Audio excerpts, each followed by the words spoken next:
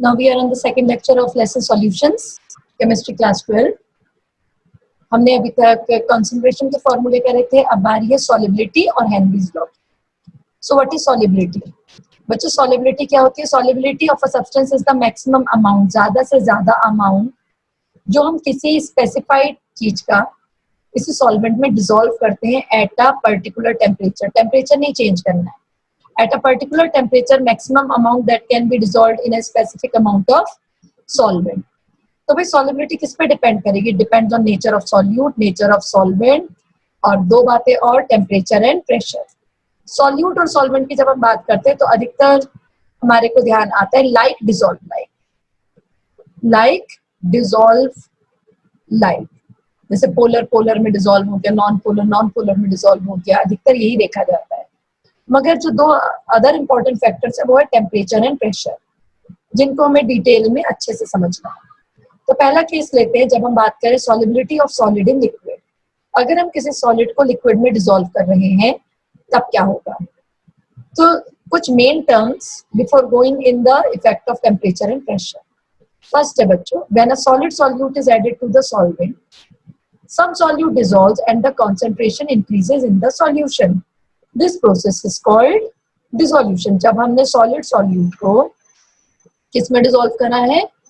किसी सॉल्वेंट में, तो concentration बढ़ जाती है। The process is called dissolution. अब हम पढ़ रहे थे डिसोल्यूशन और क्रिस्टलाइजेशन। तो बच्चों डिसोल्यूशन था जब सॉलिड सॉल्यूट को हम सॉल्वेंट में डिसॉल्व करते हैं और उसकी कॉन्सेंट्रेशन बढ़ जाती है।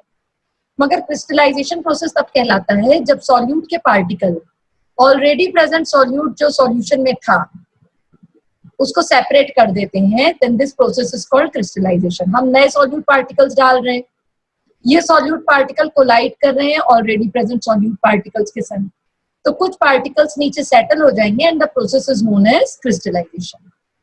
अब एक कंडीशन भी आ जाएगी इक्विलिब्रियम की यहाँ पे, जब प्रोसेस ऑफ डिसोल्यूशन और प्रोसेस ऑफ क्रिस्टलाइजेशन क्या हो जाएगा? एक दूसरे के बराबर हो जाएगा। This is the condition of equilibrium. अब यहाँ पे कुछ खास बातें और भी है कि ऐसा नहीं है कि सिर्फ लिक्विड और सॉलिड के ही नेचर पे सारी सॉलिबिलिटी डिपेंड करती है। सॉलिबिलिटी डिपेंड करती है टेम्परेचर पर भी और प्रेशर पर भी। इसको समझने से पहले हमारे कुछ और टर्म्स आते हैं, जैसे सैचुरेटेड एंड अनसैचुरेटेड सॉल्यूशन। बच्चों सैचुरेटेड सॉल्यूशन वो होता है जिसमें और सॉल्यूट नहीं ऐड हो सकता at the same temperature and pressure. मतलब मैक्सिमम सॉल्यूट ऐड हो चुका है, अब और उसमें गुंजाइश नहीं है। मगर अनसैचुरेटेड सॉल्यूशन वो होता है जिसमें और सॉल्यूट के मिलने की पॉसिबिलिटी प्रेजेंट है, मतलब आप और सॉल्यूट डिसॉल्व करा सकते हो। तो सच अ सॉल्यूशन जिसमें no more solute can be added is saturated, और जिसमें और सॉल्यूट ऐड कराया जा सकता है that is known as unsaturated solution. तो हमने कौन कौन से मेन वर्ड सीखे बच्चों यहाँ? सॉलिबिलिटी क्या होती है, डिसोल्यूशन, क्रिस्टलाइजेशन, सैचुरेटेड और अनसैचुरेटेड सॉल्यूशन। अब बारी आती है ये पढ़ने की कि टेम्परेचर और प्रेशर का क्या इफेक्ट होता है। तो इन जनरल हमें पता ही है कि अगर हम टेम्परेचर की बात करते हैं तो डिसोल्यूशन प्रोसेस इज एंडोथर्मिक।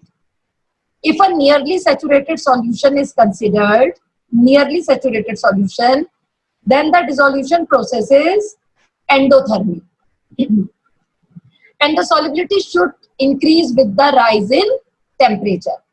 तो भाई अगर आप चीनी को पानी में मिला रहे हैं और अगर आप पानी को गर्म कर देते हैं तो आप क्या देखते हैं? solubility increases with rise in temperature, but if it is exothermic then the solubility should decrease. Now there arises the another thing which is the effect of pressure. भाई प्रेशर का सॉलिड इन लिक्विड की solubility पे कोई फर्क नहीं पड़ता, it has no significant effect. और वजह क्या है कि सॉलिड इन लिक्विड के लिए इफेक्ट ऑफ प्रेशर हम कुछ भी नहीं मानते, क्योंकि हमारे सॉलिड्स और लिक्विड कैसे हैं? Highly incompressible. तो भाई प्रेशर का इफेक्ट कैसे होगा जब सॉलिड और लिक्विड दोनों ही हमारे कैसे इनकम्प्रेसिबल इन नेचर? तो हमें 4 मेन फैक्टर्स का ध्यान देना होता है: nature of solute, nature of solvent, effect of temperature and effect of pressure, जब भी हम सॉलिबिलिटी को किसी चीज के लिए बताते हैं। Now the other case of solubility of gas in liquid, ये हमारा बहुत इंपॉर्टेंट टॉपिक है। नेचर ऑफ सॉल्यूट और सॉल्वेंट तो पहले की ही तरह रहता है, मगर बात आती है इफेक्ट ऑफ प्रेशर और इफेक्ट ऑफ टेम्परेचर की। इफेक्ट ऑफ प्रेशर को जब हमने इक्विलिब्रियम लेसन पढ़ा था तब भी पढ़ा था हेनरी लॉ के नाम से, और हेनरी लॉ का कहना था the solubility of gas in liquid is directly proportional to the partial pressure of the gas present above the surface of the liquid और सॉल्यूशन। तो इसका एक स्टेटमेंट ये भी था, mass is directly proportional to pressure. Equilibrium में हमने पढ़ा था mass is directly proportional to pressure. आप जितना मास चाहते हैं गैस का जाए किसी सॉल्वेंट में, उतना ही हाई प्रेशर आपको लगाना पड़ता है, और के यहाँ पे हमारा कांस्टेंट है। मगर हम अगर सॉलिबिलिटी को मोल फ्रैक्शन ऑफ गैस के टर्म्स में अगर समझा रहे हैं, तो हेनरी लॉ का जो दूसरा स्टेटमेंट है यहाँ पे वो क्या दिया गया है, the partial pressure of gas in vapour phase is proportional to the mole fraction. partial pressure of a gas is proportional to the mole fraction of the gas। बच्चों यहाँ पे जब हम प्रोपोर्शनलिटी का साइन हटाएंगे तो कांस्टेंट आ जाएगा। So partial pressure of gas is equal to KH of gas, KH यहाँ पे है Henry law constant for that particular gas, and the mole fraction of that gas. Partial pressure of gas is equal to KH of gas into mole fraction of gas. और statement याद होना चाहिए, the partial pressure of gas in vapor phase is proportional to the mole fraction of the gas in the solution। और KH कौन है यहाँ पे, KH है हमारा हेनरी लॉ कांस्टेंट। अब अगर भाई डायरेक्टली प्रोपोर्शनल दो चीजें हैं, तो अगर हम उसका ग्राफ प्लॉट करें तो इट इज इंक्रीजिंग लाइन, जैसे आप ग्राफ में देख रहे हो। If we draw a graph between partial pressure of a gas versus the mole fraction of the solution, तो ये स्ट्रेट लाइन आता है और डिफरेंट गैसेस के डिफरेंट KH वैल्यू होती है at the same temperature, even we consider at the same temperature, different gases की different KH value होती है। तो अब KH के बारे में कुछ खास टिप्स यहाँ पे। KH क्या क्या हमें बताने वाला है। KH is a function of nature of gas, क्योंकि हमने अभी बात करी at the same temperature different gases have different KH value। दूसरा बहुत बहुत important point, higher the value of KH की बच्चों जितनी ज्यादा वैल्यू होगी at a given pressure, lower is the solubility of gas in the liquid। higher the value of KH की value high है, अगर higher the value of KH, solubility क्या हो जाएगी उसकी, solubility of the gas in the liquid is going to be lower down। so KH increases, solubility decreases। अब अगली बात, the solubility of gas increases with decrease of temperature। Solubility बढ़ती है जब हम temperature, solubility of gas increases with the decrease of temperature. तो अगर आप चाहते हो सॉलिबिलिटी बढ़े, सॉलिबिलिटी इंक्रीज करे, तो टेम्परेचर क्या करना पड़ेगा, डिक्रीज। तो अब दो चीजें हमारे पास आ गई, solubility increase, temperature decrease. Temperature के कम करने से सॉलिबिलिटी बढ़ जाती है, और दूसरी बात KH के बढ़ने से सॉलिबिलिटी कम हो जाती है। अब हम इन्हें कोरिलेट कर रहे हैं यहाँ पे। यही वजह है बच्चों कि अगर यहाँ पे खास बात आई है कि एक्वेटिक लाइफ्स कंफर्टेबल क्यों होते हैं कोल्ड वाटर में। इसकी मेन बात क्या है, aquatic lifes are more comfortable in cold water than in warm water, क्योंकि वार्म वाटर में टेम्परेचर क्या है, टेम्परेचर ज्यादा है। कोल्ड वाटर में टेम्परेचर कैसा है, कम है। और हमने अभी अभी पढ़ा टेम्परेचर कम होता है तो सॉलिबिलिटी बढ़ जाती है। और एक्वेटिक लाइफ किस पे डिपेंडेंट है, they are dependent on the oxygen which is dissolved in the water। so by increasing the temperature the solubility decrease, and by decreasing the temperature the solubility increase। ये हमारा reasoning का question बनता है, बहुत important, कि aquatic life cold water में comfortable क्यों होती है। अब आते हैं हेनरी लॉ की application, which is also one of our NCERT back exercise question. ये भी NCERT की बैक एक्सरसाइज का क्वेश्चन है हमारा। 3 very important applications of Henry law. पहले कोल्ड ड्रिंक के सॉफ्ट ड्रिंक्स की अगर हम बात करते हैं तो they depend on the solubility of CO2, effervescence, fizziness, CO2 की वजह से होती है। तो जितनी ज्यादा CO2 डिसॉल्व्ड है उतना ही उसमें एफरवेसेंस निकलती है when we open the seal of that bottle. So if we want that the solubility of CO2 in soft drinks increase, तो हमें बॉटल को हाई प्रेशर में सील करना पड़ेगा। More the solubility of CO2, higher is the pressure that is applied. So पहला based on soft drinks की बात करें या सॉलिबिलिटी ऑफ CO2 की। But when we talk about the scuba divers, तो scuba divers when they go deep under the water they need the oxygen supply. तो अगर हम उन्हें अपना नॉर्मल एयर में प्रेजेंट मिक्सचर दे देते, that is 78% nitrogen normal oxygen की परसेंटेज के संग, तो क्या होता है, when they go deep under the water और डाइवर नीचे जा रहा है, then due to the increased pressure increases the solubility of atmospheric gases. जैसे जैसे प्रेशर बढ़ेगा वैसे वैसे सॉल्युबिलिटी ऑफ गैसेस भी बढ़ जाएगी। अब जब डाइवर सरफेस की तरफ आता है, when he come towards the surface, the pressure gradually decreases. Pressure gradually decrease होगा तो जो गैसेस उसके ब्लड में मिक्स हो गई थी, they will come out in the form of the bubbles. Formation of bubbles of nitrogen in the blood would take place. This will block the capillaries. जब nitrogen bubble out होगी, जब वो surface की तरफ आएगा, this will block the capillaries and this is given a medical condition, bends. Decompression sickness हो गई, decompress हुआ, ऊपर आया, और medical condition is known as bends, which is very very painful and dangerous to the life. तो हम उसे normal air mixture नहीं दे सकते स्कूबा डाइवर को. So in order to avoid the bends, what is given to him? The air that is provided to him is diluted with helium 11.7%, okay, 56.2% nitrogen, 32.1% oxygen. These percentage can be asked. This is a very important part कि हम कितने percent helium उसे दे रहे हैं. Similar is the third application part of the Henry law when we talk about the people at the high altitude. अब high altitude की बात करें तो partial pressure of oxygen is less as compare to the ground level. वहां पे partial pressure oxygen का कम होता है.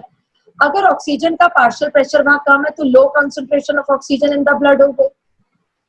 ऐसे केस में अगर लो ऑक्सीजन हो जाए तो क्लाइंबर क्या हो जाएगा, weak and unable to think properly, क्योंकि ऑक्सीजन प्रॉपर ब्लड के थ्रू ब्रेन तक पहुंच ही नहीं रही है. और इस सिम्टम को एक नया नाम दिया गया, that is known as anoxia. Anoxia oxygen की कमी होना ब्लड में.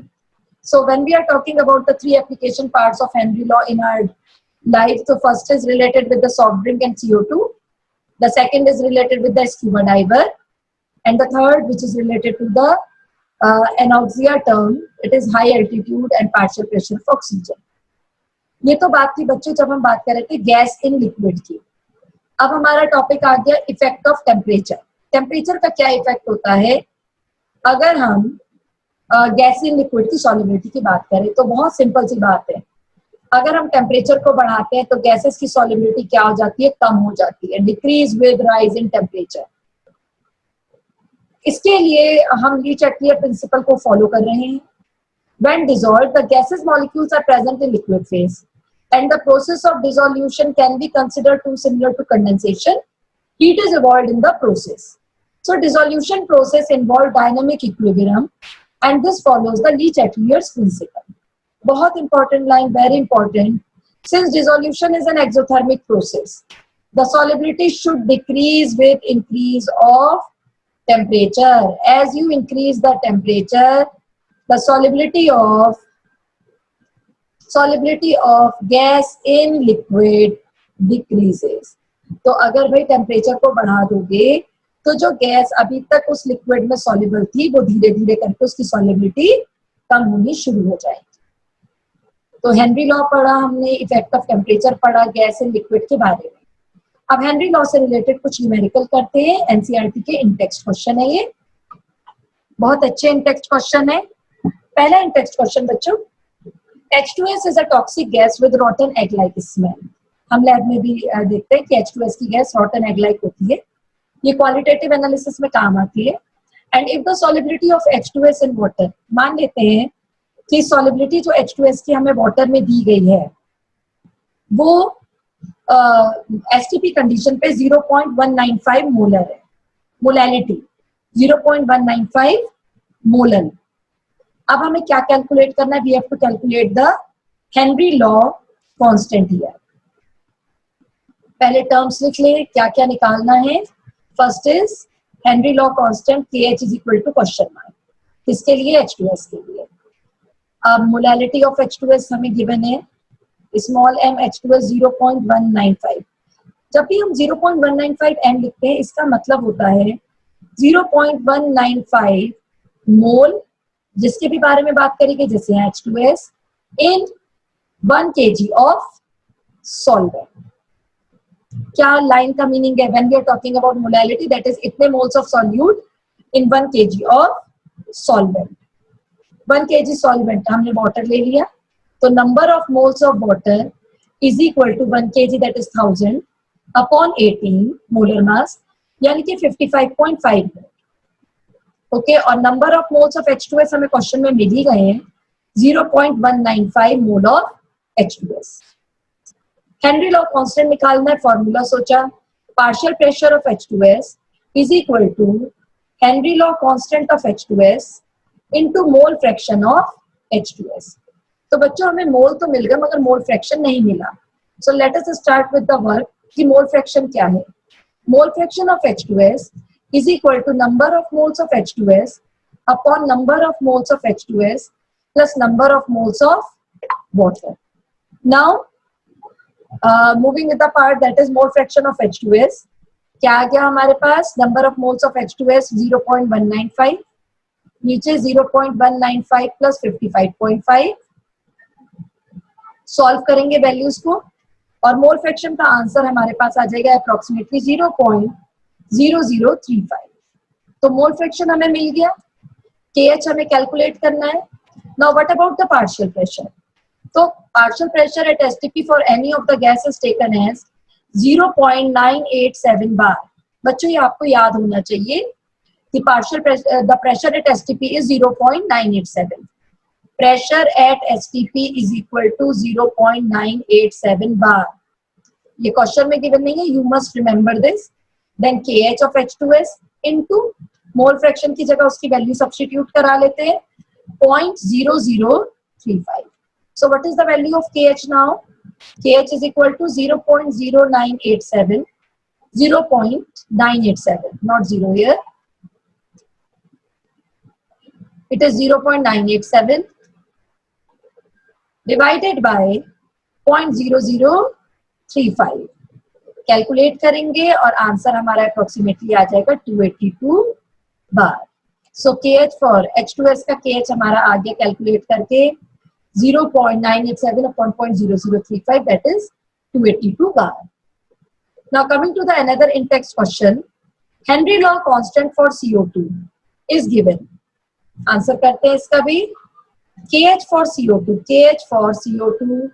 is given as 1.67 into 10 to the power 8 Pascal. Temperature is given as 298 Kelvin. Temperature is equal to 298 Kelvin. Weight of CO2 हमें निकालना है. Amount of CO2 जो उसमें dissolve करा गया. Then volume of soda water is given as 500 ml. और pressure जो हमें दिया गया है that is the partial pressure of CO2, which is given to us as 2.5 atmosphere. हमें पता है मोल फ्रैक्शन का यूनिट नहीं होता, so the unit which is for the partial pressure is same should be the unit for the Henry law constant. मगर यहाँ तो एक पास्कल में दिया गया है और दूसरा किस में दिया गया है? एटमॉस्फेयर में. तो अब हमें पता होना चाहिए कि एटमॉस्फेयर को पास्कल में कैसे चेंज करें. तो अब पहले पुरानी बातें याद करते हैं. 1 atmosphere is equal to 101,325 pascal.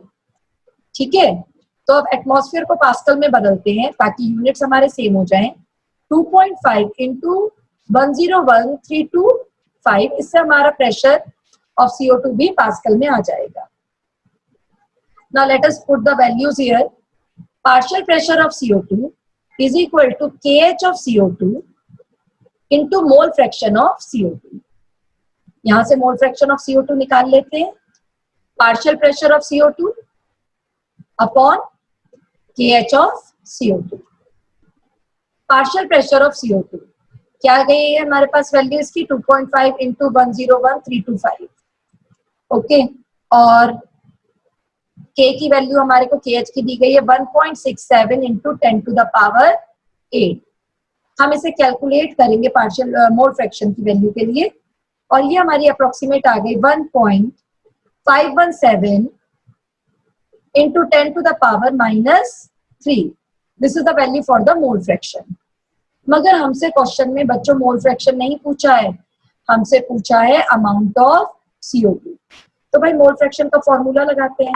Mole fraction of CO2 is equal to number of moles of CO2 upon number of moles of CO2 plus number of moles of water. अब वाटर के केस में volume is equal to weight हो जाता है, density 1 है, तो number of moles of CO2 से हमें वेट ऑफ CO2 मिलेगा. Number of moles of CO2 क्योंकि बहुत कम है, तो number of moles of CO2 यहाँ पे हम नेग्लेक्ट कर देते हैं डिनोमिनेटर में, और number of moles of water को कैलकुलेट करेंगे, तब हमारी वैल्यू सब्स्टिट्यूट हो पाएगी. Number of moles of CO2 को x ले लिया, या अननोन है रख लिया इसे हमने, is equal to number of moles of CO2. But what about number of moles of water, पहले इसे कैलकुलेट करा जाए. 500 ml का मतलब हो गया 500 ग्राम अपॉन 18, जिसको अगर हम साइड में कैलकुलेट करते हैं, this comes out nearly to be 27.78 moles आ गए वाटर के. तो number of moles of CO2 upon 27.78 is equal to 1.517 into 10 to the power minus 3. Cross multiply करते हैं वैल्यूज को, जिससे हमें मिल गया number of moles of CO2 is equal to 27.78 into 1.517 into 10 to the power minus 3. Number of moles of CO2 total calculate करें, which comes out to be approximately 42.14 into 10 to the power minus 3 mole. ठीक है. अब हमें अभी भी बच्चों calculate number of moles नहीं करना था, हमें करना था वेट. तो number of moles of CO2 is equal to weight of CO2 upon molar mass of CO2. Molar mass of CO2 कितना होता है? 44. Substituting the value 42.14 into 10 to the power minus 3 is equal to WCO2 upon 44. Solve करेंगे, WCO2 की value आ जाएगी multiply करके, which comes out to be nearly 1.854 gram. So we have to calculate the weight of CO2, which has come out to be 1.854. तो बच्चों आज second lecture में हमने क्या करा? सॉल्युबिलिटी, हेनरी लॉ और उसके न्यूमेरिकल. अब हम अगले टॉपिक में मिलेंगे अपने लेक्चर 3 में. Till then take care, stay safe.